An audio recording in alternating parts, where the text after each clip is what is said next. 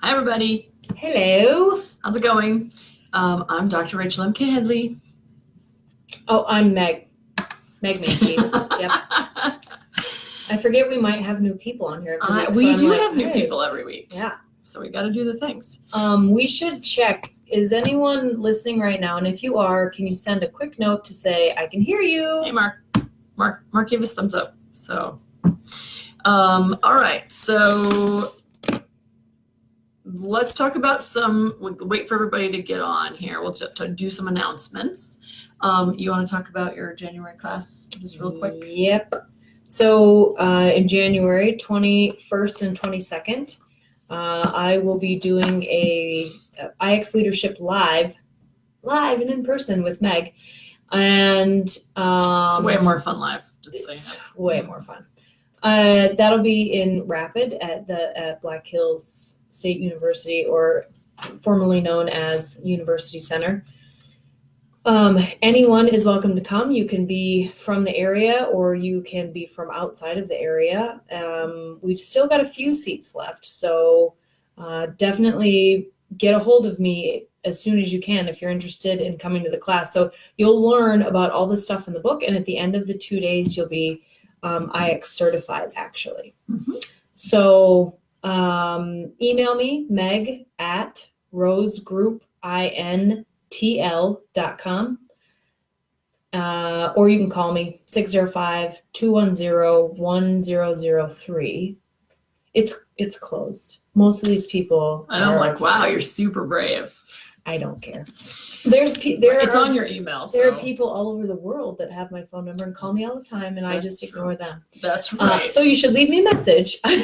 Right, when you get ignored. But certainly, if you have any questions about the class and want to register, get a hold of me. All right, am I sitting really a lot higher than you? You should raise your chair up so I don't look like a giant. Well, this is a problem. Okay, you say some things. Okay, I'm going to say some things. She's going to work on her chair. Okay.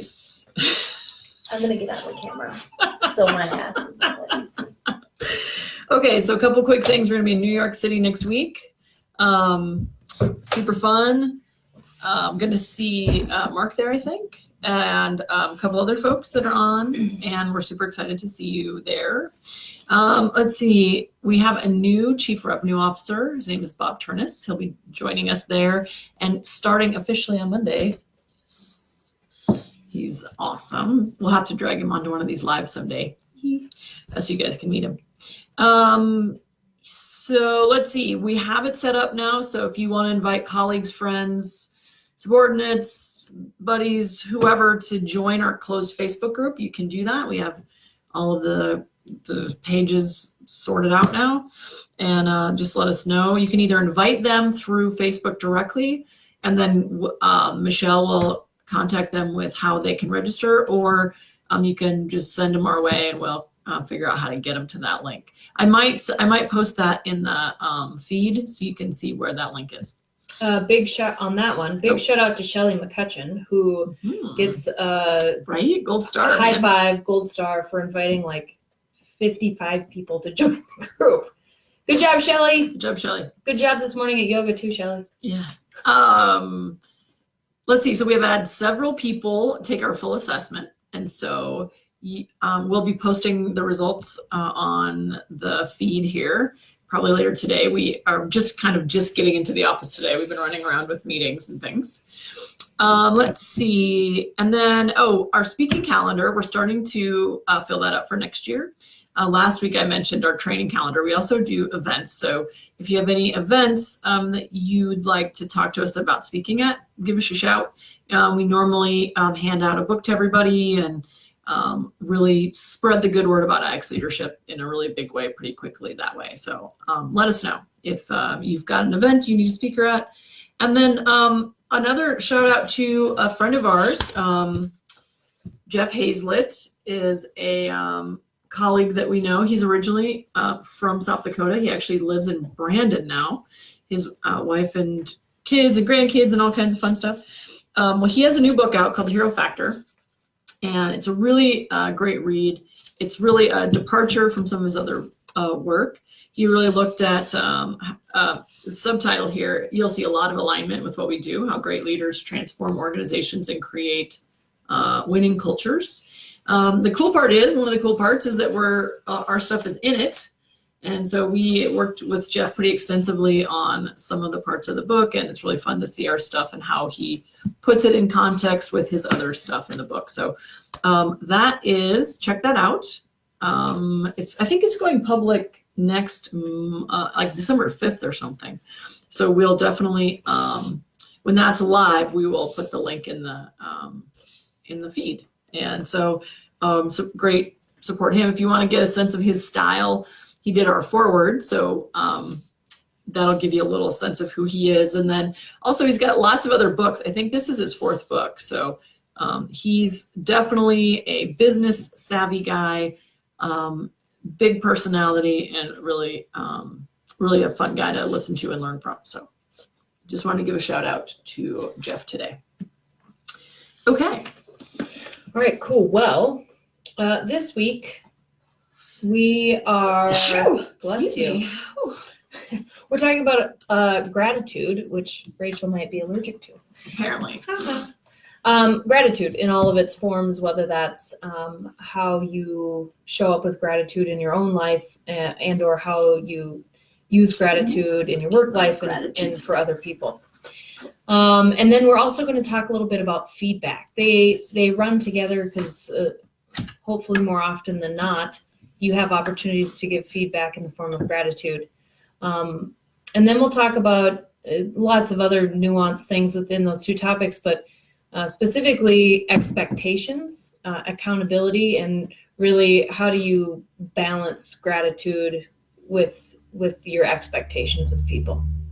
So I think Rachel's going to start talking about employing gratitude in your life. Well, gratitude in my life. Well, I mentioned earlier in the week, maybe yesterday, time kind of smears for us, is gratitude practice. We hear a lot about gratitude and appreciation, but part of the question about gratitude is how you actually do it. It's really funny. A lot of what our book is about is how you actually pull things off, how you actually do the things. So one of the things that really helps me is as a gratitude practice, I actually have a journal that I keep, that I write down things that that I have gratitude for, and I have it dated. So then the kind of fun thing is I can look back and see what was really going on back in history. Although I'm lucky to remember to get this damn thing out to write in it. And for me, what it does is it really helps focus on the goals that I'm working on. So what I use it for is really to say things like, I'm really happy and grateful that we landed these big accounts this week. I mean, frankly, the last 2 weeks has been dumb with how much work we've brought in and inked, and it's been really incredible. And so as you may have heard before, I think in one of our first lives, is that I'm working on celebrating. And so one of the things, that's really how I help, because I'm always ready to okay, what's the next practical step? I'm really process oriented. So a lot of times I don't take half a second and say, holy crap, that is great news. And so that's one of the ways that I can really refocus on all of the good things that are happening, because a lot of times I want to just push on to, okay, what's the next thing to do? So my gratitude statements both help me honor and celebrate the things that are going on, but also help me focus on, if things aren't going so well, it helps you focus on the things that are actually really awesome. And to address the issue I mentioned yesterday, Meg sent the books off for me. So I didn't even have to do it. So I'm really appreciative. I'm really grateful that Meg's around, because she does awesome shit. Yeah. Besides close big business. So for me, I use it personally. And I think using it, we haven't really employed a company-wide gratitude practice, which probably wouldn't be a bad idea. We're going to have to think about how we could do that. So because a big part of it is who are we serving? How many people are we serving? And who are we supporting? We already talk about that, but we don't do it very formally. So that might be a really interesting, exciting way to sort of spread the personal practice out into the company. Yeah. If you guys do anything like that, I would love to hear about it. You should share it. Yeah. And I think one great thing about thinking about what you're grateful for in your life is if you are surrounded with other like negative people, or even if there's just one, there's always like a Debbie Downer at some point in your life, or maybe a lot in your life at work. And it's really a lot easier to not be sucked into their vortex of negative behavior and thinking if you remind yourself often about the things that you're grateful for. And so it really actually helps you, gratitude helps you employ Mad Hatter principle a little bit, because then you're not walking around saying, that guy's a jerk and that lady makes me angry and this and that, and they're doing things just to get under my skin. Because if you are focused more on what you're grateful for and what good things are happening in your life, you spend less energy and time thinking about what's not going well for them or what they perceive to not be going well for them. So that's a little tip and trick from Dr. Rachel M.K. Headley about how to employ gratitude in your personal life. Now we'll switch gears a little bit and talk about gratitude and feedback in the workplace. And how do you use it effectively and sincerely? The poll came in, and the question that we'll talk about, I suppose we'll kind of answer it as we go along, and whatever questions we don't answer, we'll get to at the end, was I'm saying thank you to my employees all the time, but it doesn't seem to be helping. What's wrong? What's wrong? Why isn't it working? And so I always think of, if I say, so I have two girls, and if I say to them, they do something, and I say one of them makes their bed or does the dishes without being asked, or feeds the dogs without being asked or something, and I say, thank you. They're 8, 9 years old, right? And so their attention span is a blink, and they're already thinking about the next game they're going to play, or, boy, they have a crush on. That's a new thing in our house. Gross. Wow, that is a new thing you have at your house. Oh man, that's painful. I'm going to hear more about that later. Yeah. Haven't heard that story yet. Yeah. And so they're already moved on. And so if I say thank you, they always, if I don't clarify what I'm thankful for, they go, for what? And that, I think, is a lot like employees, not in that they don't have a huge attention span, but we're all really busy. And a lot of times the things we do either for our own satisfaction or because it's part of our job. And so when somebody says thank you, it's almost like, for what? And so, the first best lesson about gratitude and feedback is to be specific. What are you thankful for? And when we talk about work, that might sound a little bit like we're going to hold hands and say, Rachel, I'm so thankful because you do technology stuff and I don't have to. No, it doesn't have to sound like that. We do actually talk to each other like that. But she did ship the books yesterday. I did. But you can say, hey, thanks. I really appreciate your help on that project. You made sure that we met the deadline. So it doesn't have to sound schmoozy or, right? Schmoopy, that's what you would say. It doesn't have to sound schmoopy. Schmoopy. It just has to sound sincere and specific. So that's the other part you talked about, the sincerity piece. Yeah. Do you want to tell a story about the thank you thing that we had? She's like, what's the story? Remember in the beginning when we first started working together? Oh. Remember that thank you story? And yeah. You were like, I'm supposed to do what? Yeah. So in the opposite example of saying thank you too much. Yeah. So Rachel, when we first started working together, I thought it curious, but I didn't pay any attention because it didn't bother me because it was nice, I guess. She said, thank you all the time. Thank you for getting that thing done. Thank you for sending out this email. My experience with that was fine, whatever, and slightly annoyed because I was kind of like, why do you keep thanking me? I feel like I'm sort of your subordinate. Like you have to thank me for all these things that I'm doing. So I don't know how or why, we had a conversation about it. And she goes, well, I just really appreciate everything you're doing. And I've been working on my own for a really long time, and I am not used to having help. And so I really genuinely appreciate it. Now, I, on the other hand, don't say thank you enough, which is feedback I've gotten from other people in my life. Yeah, Rachel and other people. And I just didn't grow up in like a thank you family, maybe, or never. And it's not like I didn't ever not feel appreciated. It just was sort of assumed, I guess. I don't know. So we have been managing our gratitude between the two of us, so that I actually give specific and intentional gratuitous feedback. And Rachel has been saying thank you a lot less. Good job, Meg. That one really yeah, right.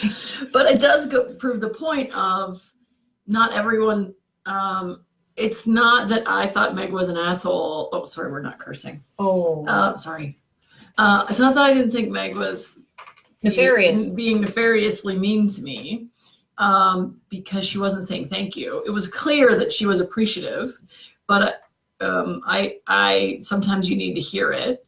And in her case, I was saying it a lot, and she's like, I get it that you are happy that I'm around. So again, it's, it comes down to style and communication and expectations. And it's not that my dad's another great example. Every time I go to my parents' house, he's usually cooking or cleaning or entertaining the children or God knows, and I say, well, thanks for taking the kids sledding or whatever. And he's like, oh, sure, fine, sure. Like, why are you thanking me? Well, it's because I want him to know that I'm aware that I get to sit inside in my fuzzy slippers, and, drink coffee while he's out running around in the cold with kids. And so in some cases, whether he expects the thank you or not, I just want to make sure that he knows that I'm aware that he's taking that, that's not really a burden, but he's taking that on. So I want to make sure that he knows that I'm paying attention, because there are people in your life, you know who they are, who will take everything you give them and more and more and more. And so I just want to make sure that he knows that I appreciate it. Now, if you asked him, he'd be like, yeah, I don't care. I don't need it. But there is a little bit of, I feel like I need to tell him, because maybe it's guilt expression. I don't know. Well, I think it's that the psychological and psycho-emotional benefit to the person giving the thank yous and gratitude to other people is that you feel good. And so I say this a lot to people, both in work and in my personal life, especially when I was working in a large organization. I'd say to my employees, hey, thanks for doing XYZ. I really appreciate it. And they'd kind of give you like the, yeah, whatever, of course, it's my job. Like I'm doing it because I'm supposed to. And I would say, I mean, I appreciate it because you did it, but I'm saying thank you for me, not for you. Meaning, and not like it's self-serving and narcissistic, meaning I want there to be like I want the feeling for both of us that I appreciate what you're doing, and that I know I appreciate what you're doing. So I think that's really important, because we're also the ones that will tell you if your performance is not up to standard. And so I think it's important for the transparency on both sides of it. Like for my dad, for our relationship, we have conversations where we talk about, well, I don't like this, and we disagree on Y and X and all the things. And so, but I also want him to know when I'm appreciating him, and I also want him to know when we differ on something. Or in his case, it's not a work standard in that sense, but we do have different ways we see the world. And so in a work context, if we are troubled by the performance of an employee, we're going to sit down with that person and talk to them about it, because we're not the people that are just going to let stuff slide. Because we feel like those conversations have to happen. As we've talked before, unspoken conversations are not a thing that we do. We talk about things before they get to be big things. We talk about things when they're small. So on the flip side, if we never express the appreciation for jobs well done, then we're just the person that seems like they're harping on you all the time. And so we really want to make sure that we're representing both sides of those expectations that we set. Yeah. Okay. So should be specific, and it needs to be sincere. And part of that sincerity is not only how you deliver it, which we'll talk about next, but it's also in how you're specific. So if you just start saying thank you all the time, thank you, thanks, yep, thank you, it's kind of like the bell Like ringer. the flight attendant. Like which one? When you leave the plane. Oh yeah, right. Yeah. I mean, God bless that person. Thank you. Thanks so much. Thank you. Right on. You're like, yeah. You don't give a shit. I mean, you don't care. Man, struggle bus today. Okay. It's all right. Or it's kind of like the bell ringer outside, the Salvation Army bell ringer. It's not that you don't care about that Salvation Army bell ringer, but after a while you just kind of tune it out. So make sure that you're specific and sincere. So now let's talk a little bit about sincerity and what all is wrapped up in that, because I think these things are going to sort of answer the question that came up in the poll this week. So part of the sincerity is place and setting, place/setting. And I think those two things are different because the place could be the difference between giving someone gratitude or feedback in a group or individually, one-on-one, or in a smaller group, or however it's appropriate. Setting could mean, maybe it's something that a big project that was seen to completion and whoever was in charge of it really needs some pat on the back. And do you take them to dinner or lunch or coffee or something? Or do you sit them down in your office and say, hey, Jim, I really appreciate, making sure that project made it to its destination.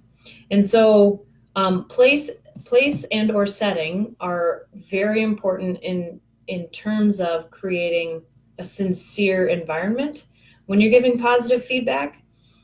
One example, I had a couple of employees, and when I would do my performance reviews, I would say, so the first performance review I was going to do with these employees, I said, hey, Billy, changing names to protect the innocent.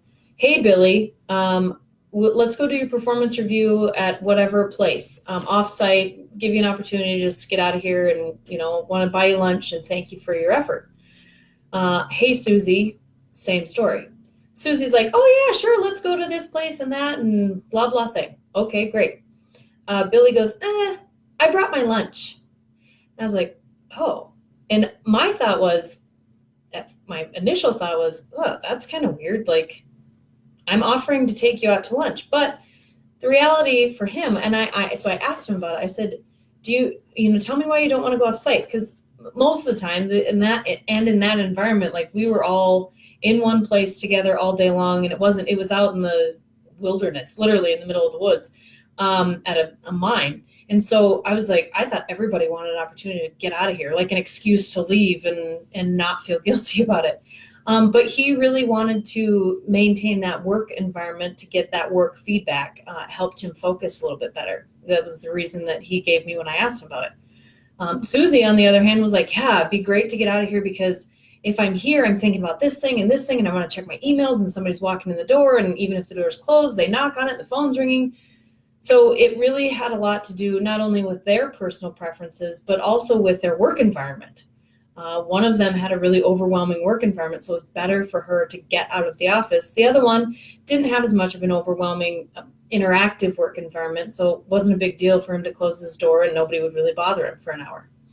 So knowing those preferences and differences in your people, and then their work preferences with their culture type and how they process information, really gives you some insight into how you can be sincere with not just with the actual feedback, but with how you deliver it.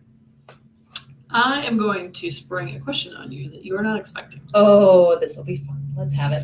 So one of the things I'm really curious about and what you were saying about setting and place is that I wonder if you could talk a little bit about, because a big part of how big organizations anyway express gratitude is events, award ceremonies, awards, gifts, whatever. So how, as the HR person in that context, or the decider, whatever, how do you, what's your perspective on those sorts of things and gratitude and appreciation?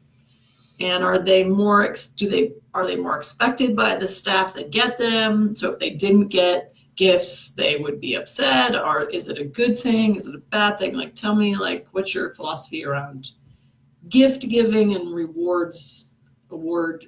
In my experience, a lot of people got awards that the management felt like they're not very paid very well. And so then, like, admins would like go over and above and do extra work, and they would get an award for it. But the person next to him was doing as much work, but they had a salary that people felt like was commensurate with their abilities, and so they didn't get an award. Meanwhile, the admin who's working her ass off probably isn't getting paid very well, so they give her an award. So it's like this really weird, like, good bad thing. So anyway, so just tell me a little bit about what your experience is with that, because I think that's an important way that we can show gratitude for our team members. Yeah.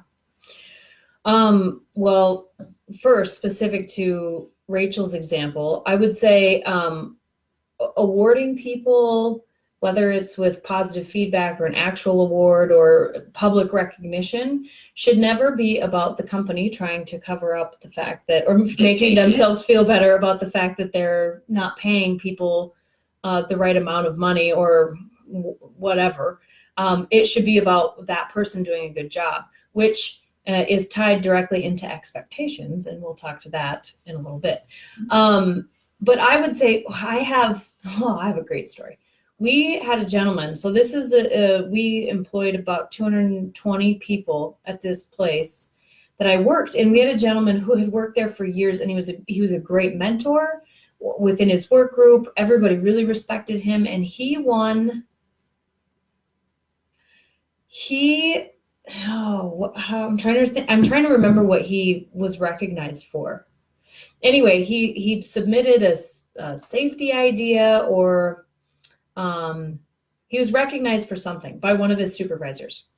And so his name was put in the monthly drawing for whoever got recognized.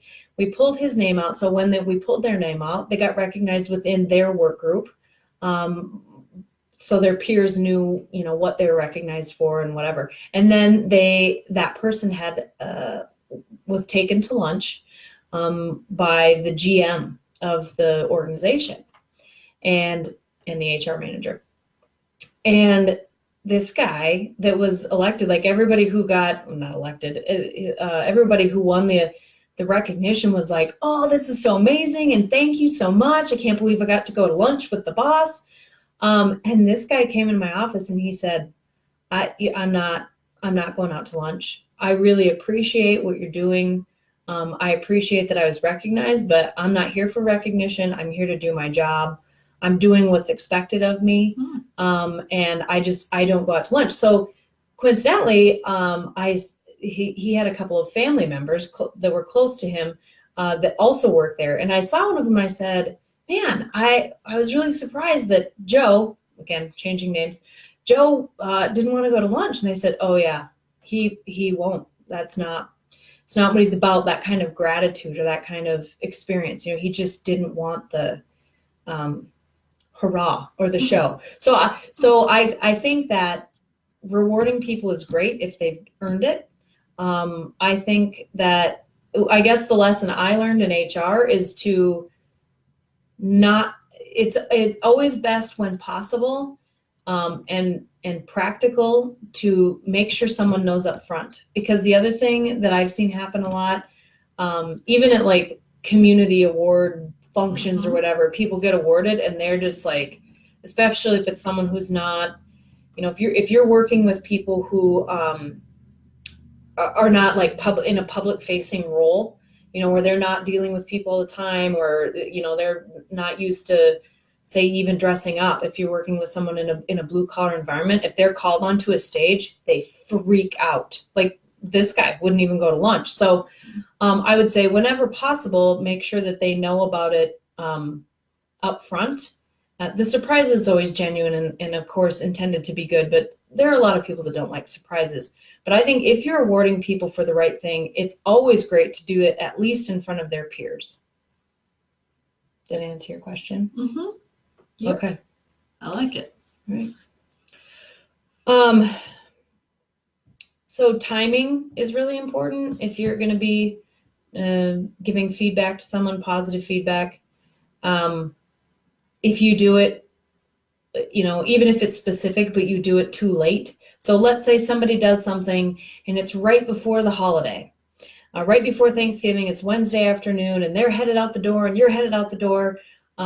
Take the 30 seconds to say, gosh, Sam, thank you so much for making sure we got that done before Thanksgiving. It was really important that we got that out for our client. If you wait until the Monday or Tuesday after Thanksgiving and Sam returns, it's not necessarily going to feel as good, not for you or for Sam. And so timing is important. Take the time to do it when you should do it. Don't wait and don't give yourself excuses. And maybe, let's say in that example, Sam's already gone. Send Sam an email. Hey, Sam, handwrite a Post-it note that says specific information about why you're thankful. Anything is better than being too late or forgetting entirely, which is my case, which is why I have to do it when I'm thinking about it. Okay, what else is on here? We have a list. Meg, as a elder millennial, writes things on her phone. I have a piece of paper. I didn't write it on the phone. I wrote it on the whiteboard and took a picture of it. Because why would we transcribe it? I think that covers most everything but expectations. You want to talk about expectations? I do. Okay, go to it. I do. So for us, in the book, we talk about accountability and empathy being sort of the two sides of the same coin. Because if you're accountable, if all you care about is accountability, then you're a dictator. And if all you do is care about empathy, then you're a pushover. So there's this really magic place in the middle where if someone's late to the office and they have a new baby or they're taking care of their mom at home, giving them grace is clearly the thing you do first until it becomes an actual performance issue, if it ever does. And for me, when we're talking about this topic of being and having appreciation and showing gratitude, I think the flip side of that in the same vein is the expectations. So the biggest disaster, one of the biggest disasters I've ever seen in a team is the lack of clarity around roles, responsibilities, and expectations. And my challenge is, and I actually, when I was young in my career, I had this challenge of how I felt like I couldn't excel because I didn't know what the expectations were. So if I don't have a target to shoot at, how can I possibly get better at doing whatever it was I was doing? And so for me, expectations are need to be very clear and well understood. And then if that's done well and I receive appreciation for that, then all's good. But if I'm receiving appreciation for something I'm not even sure is what I'm supposed to be doing, or an expectation, or maybe even half what I would think, half the effort, then it doesn't sound sincere and you're not even sure what that's about. And so as an example that I use a lot is my daughter's super smart and she could get straight A's. And so I expect her to get straight A's because it's the smarts and the work. My sister, Renee, she worked her butt off to get straight A's. And so that was not something that came easy to her. So she had to work extra hard on it. Now, if for some reason Alex couldn't achieve straight A's, even if she worked her tail off, then I wouldn't expect it. But because I expect the straight A's, and then when she brings home straight A's, I high five her and say, great job. And it's not a big deal. Now, if she gets below that, then there's a conversation about, well, what isn't she doing to achieve those expectations? My boyfriend, on the other hand, he never got an A in his life, I don't think. Maybe in wood shop. I bet in recess. If you got one. Lunch. If you could get an A in lunch, he would get an A in lunch. Yeah. but he never got an A in his life. And so when my daughter came home and sort of like holding back tears saying she got a B+ in math, he was ready to high five her. Like, way to go, man, that's amazing. She's like, no, I didn't work. I don't know why. And so this is a real, so between Cappy, my boyfriend, and I, we had never really discussed expectations as far as grades. And so then we had very different reactions. We had a kid who didn't really know what she was supposed to do or what expectations were, and she didn't know if it was good or bad. And so the same can be said for employees and what our expectations are. And so, and we've had situations in the company where we expect X and we're seeing Y, but maybe Z is what's being done, and maybe that's matching our expectations, but there's a communication gap somewhere. And so for me, gratitude and expectation are two sides of the same coin, really. Yeah. I have a good example of this live in a work environment. So we had an individual, this was when I first had started a job. And so one of the first issues that came to my table is we had this individual who wasn't meeting expectations. Long time employee of the company, really good at his skill set and what he knew, but he wasn't really hitting the mark in terms of production efficiency, I guess I should say, efficiency and safety. And I said, well, does he know what you expect of him? And the answer was, well, yeah. And this is an answer we get a lot in our line of work. Leaders say, well, they get it. They know what our culture is, or, well, they know what our values are, or, well, they know what the vision statement is, or, well, they know what their job description says. So anyway, the story goes, we had to pull this gentleman in and do a performance evaluation with him. And it was a pretty heavy one. So I got done delivering all of the information and asked him if he had any questions. And he said, yeah, I don't know what you're talking about. And I knew we would run into this issue, but because the only thing he ever got was gratitude, because everybody loved him. He was a longtime employee of the company. He'd do anything anybody asked, which might include dropping something that the company needed him to do to go do another thing that wasn't as pressing. But if one of his buddies asked, he'd go do it. So all he ever knew was gratitude, and it was sincere gratitude. But he had never been given any critical feedback about how he was managing his time and how he was communicating safety. And so to Rachel's point, it's really important that we be clear not only with our gratitude and our positive feedback, but also with our critical feedback. And really hoping that if you set the expectations clearly, you don't have to worry so much about that critical feedback, because there is no feeling worse than sitting down with someone, believe me, as an outsider really outside of the department, and having to say, well, you're not really doing your job. And they're like, I don't know what you're talking about. And you as the outsider thinking, yeah, I know. And now we have to right side this because really your leader didn't do their job. So it's important as leaders that we make sure we balance our expectations with our gratitude. Mm-hmm. For sure. Any other gratitude-y things come up? Any questions or stories?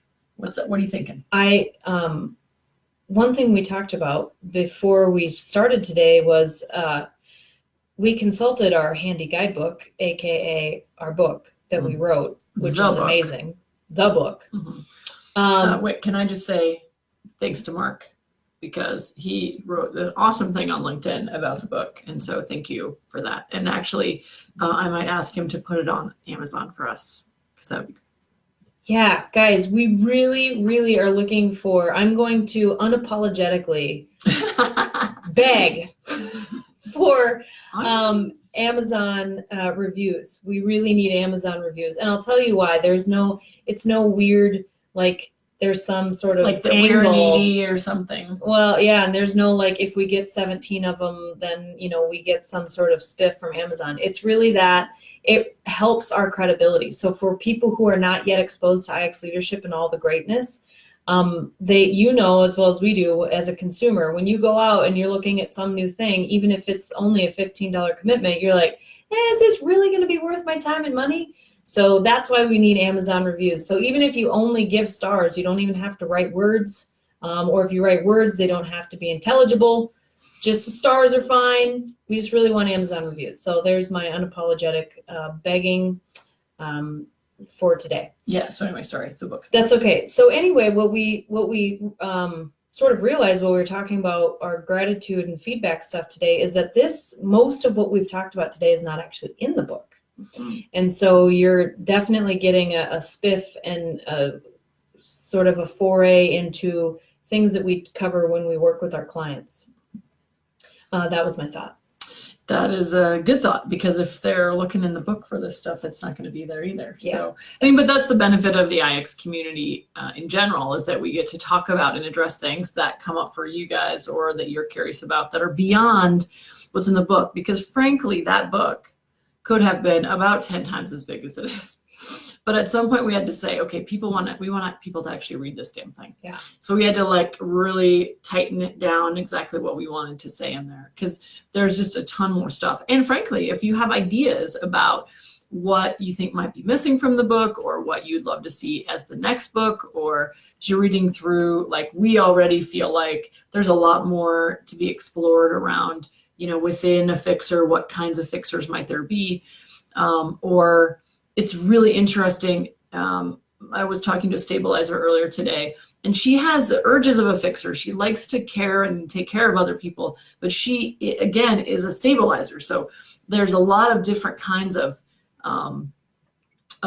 types. I think there's a lot of nuance within our types, and I think that's one thing. I love the innovation phase idea and how we can grow that, and how that can help people understand how to get their teams through an innovation stage. And think about like IBM, and they're always trying to create innovation teams. Well, this might be the recipe for them. So if you have anything else that you'd love to see in the book, we'd love to hear about it, because we're already scheming about what the next steps are. So yeah, I had another thing I was going to say.